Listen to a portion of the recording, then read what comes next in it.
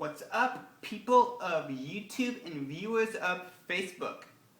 I've come to you today to make a table saw review. Now, you may have noticed I posted a table saw review video yesterday, but I felt like I didn't cover enough and there were some things that I wanted to cover that I did not. And I was in a bit of a hurry and it was getting kind of late, so the picture of it was kind of bad and the lighting was not good. So I figured I'd make another video today out in my garage, where I'll have some better lighting and I'll be able to cover some more stuff. And yeah, so let's get started. This will be the review of the Craftsmen 10-inch table saw. Now I will be making a few test cuts later on in this video, going over some safety tips and precautions and some features of this particular saw. I'll have the model number posted in the description and in the title. And make sure to subscribe and like me on Facebook. So let's get started.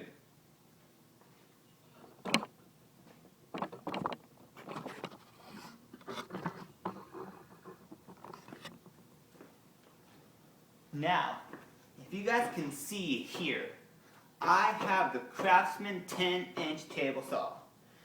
Now, from my point of view, I love this saw. It works fantastically great. I actually bought this used from a local thrift store for $50, which I think was a good deal. Because I've priced some newer saws from Home Depot, Harbor Freight, and other places that I was looking to get brand new and save up some cash.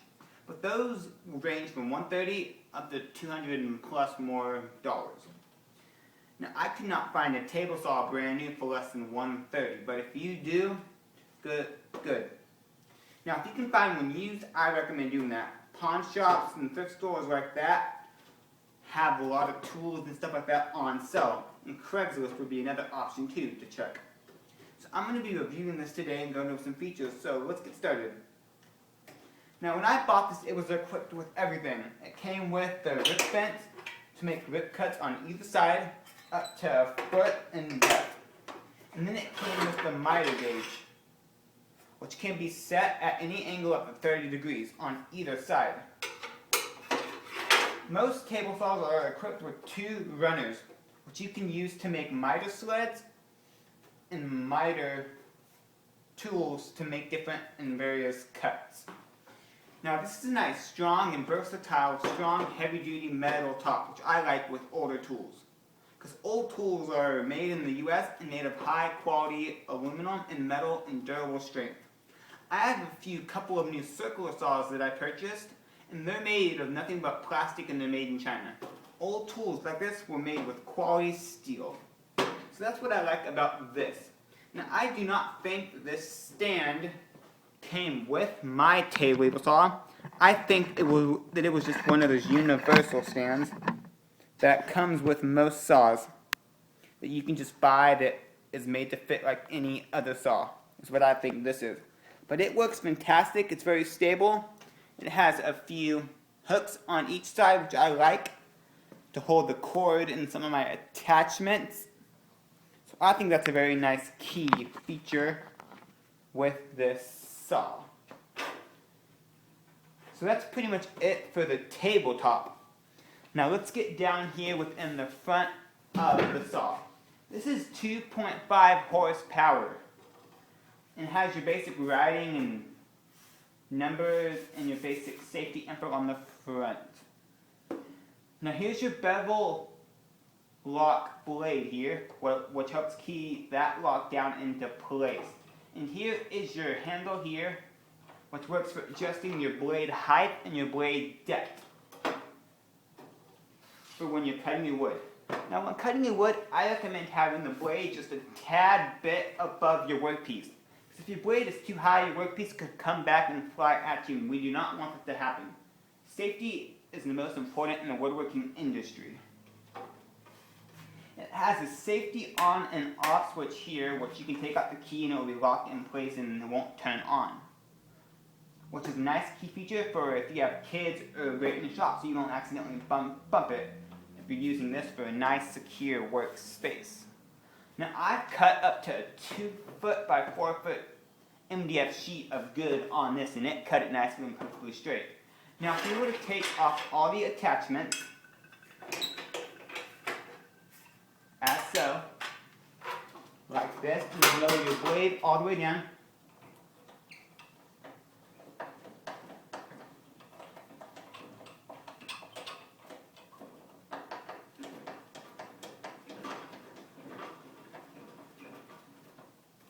And you will have a nice flat surface here that you can use for a workspace if you're assembling or working on a piece of wood, is what this is great for. Now you can actually loosen this bolt here in the back of your fence, and this part will actually come off and allow you to make more accurate cuts on big goods like that. Now coming up here in a minute, I'm going to show you how to make a few test cuts. But first, I'm going to show you the underneath and then a great way to collect your sawdust that I came up with. This is a very nice clean underneath of my saw. It's very clean, not much dust and dirt. Now if your saw blade is a little sticky or your knobs to adjust your height and angle are a little sticky, WD-40 and cooking spray really works to get it unstuck and make it moving and keep it coming. So that is a nice key feature to loosen up your hardware. It works a lot much nicer. Now to collect the sawdust, to make that you're going to need a basic kitchen garbage bag, or a black bag would work as well. And then you are going to need some clamps. Now I'm using here today some small miniature clamps here. I'm going to be using 4. I got these from the Home Depot for about 40 cents a piece. But other clamps will work too. Now I'm going to be putting this bag here in the underneath to collect my sawdust. This is a nice key feature that I thought of. Now you can buy the specialty dust bags that collect your sawdust for about 10 or 15 bucks. Well, this I found cost about $2. You could even use a 5-gallon bucket as well if you wanted to.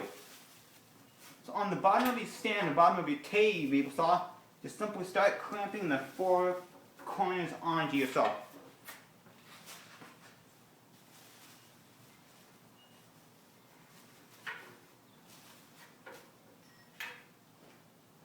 As I am doing here.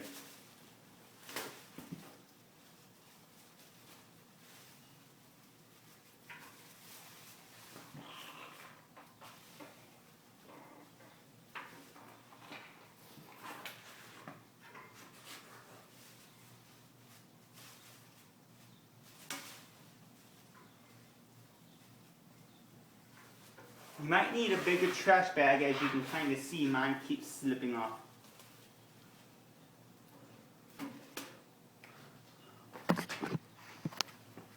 But that is basically it. I have my bag clamped on, and that works for a nice way to collect your sawdust. And when your bag is completely filled, you simply unclamp it and tie it up, and it goes right in the garbage. Now I'm going to plug in my saw and make a few test cuts for you guys.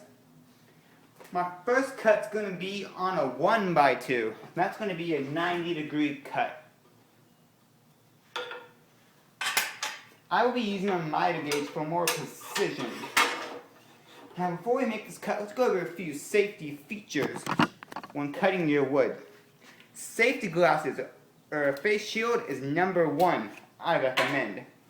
Now if you have a dust mask or sound blockers, go ahead and put those on. I don't feel the need for a dust mask or for sound blockers because the sound doesn't really bother me. But if it does you, go ahead and put them on, because safety is number 1. So once you have your safety glasses on and you're ready to cut your workpiece, be sure that your workpiece is lined up with your blade, what we need to raise.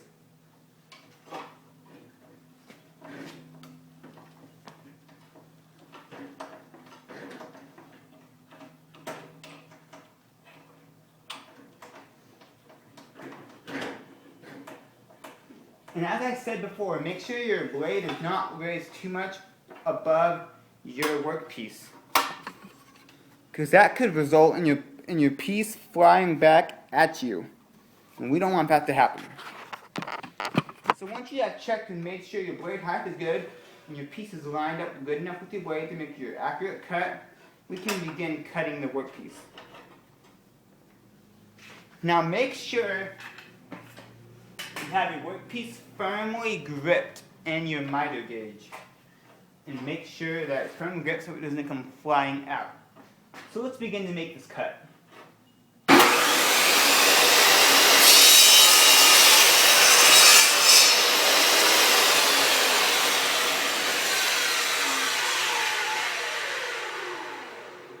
Wait till your workpiece comes to a complete stop before removing your workpiece, so you can assure that you have a nice straight cut. And as you can see here, this piece cut right off nicely and works very, very well. Now I'm going to be making a 45-degree cut on my miter saw with this piece of 1x3. Now I'm simply going to just adjust my miter gauge to 45-degree angles. Now this would be helpful if you're making cuts for like a picture frame or for like a box, because that's where 45-degree angles are common. Now I suggest making a miter sled, so I'll post a link in the description for a great video on how to do that. So let's make this cut. Put your safety glasses back on. Make sure that your piece is lined up good enough. And it is. So let's begin to make this cut on this piece.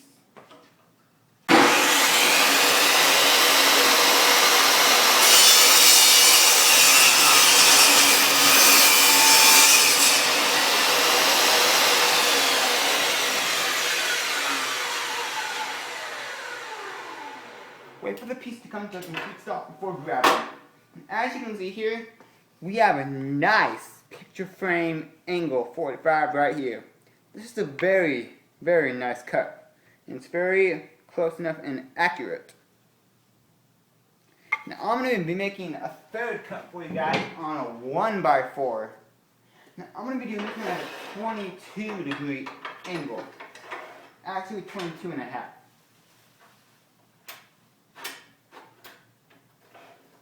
So just set up to 30 degrees. Put your safety glasses on. Check for squareness. Make sure that it's lined up, and let's go.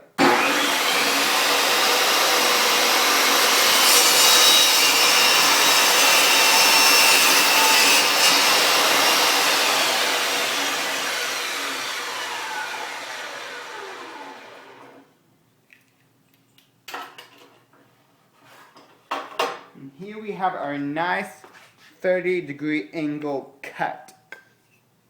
This saw works very well under my perspective, and I feel that it's going to work great for you too. Now there's lots of saws out there on the market of different types, such as a table saw, scroll saw, band saw, miter saw, and whatnot. When it comes to woodworking, safety is number one. So I hope you guys enjoyed this video of my Craftsmen 10-inch table saw review. Like always, if you have any questions, feel free to comment below and I will answer you. If you have any questions on my other videos, comment. I have lots of product reviews on my page, such as a Ryobi router table review and a Ryobi heat gun review too that you guys can watch. I post videos from time to time of tips, reviews, and a lot more. So please subscribe my YouTube page, Woodworking 15. And please like, comment, favorite, follow, and share this video. I'm on Twitter @EasyWoodwork and on Facebook, facebook.com/db3carpentry. I'm on Pinterest as well. And we're now on Yelp, so you can review us on there and read our amazing reviews. Check me out online at www.dolanswoodworking.com. You can not only find great items, but you can buy too. If you'd like to make a donation, that's at the bottom of our page. So I hope you guys enjoyed this video, and thank you for watching, and like me on Facebook. And I will see you guys later. Hope this was helpful.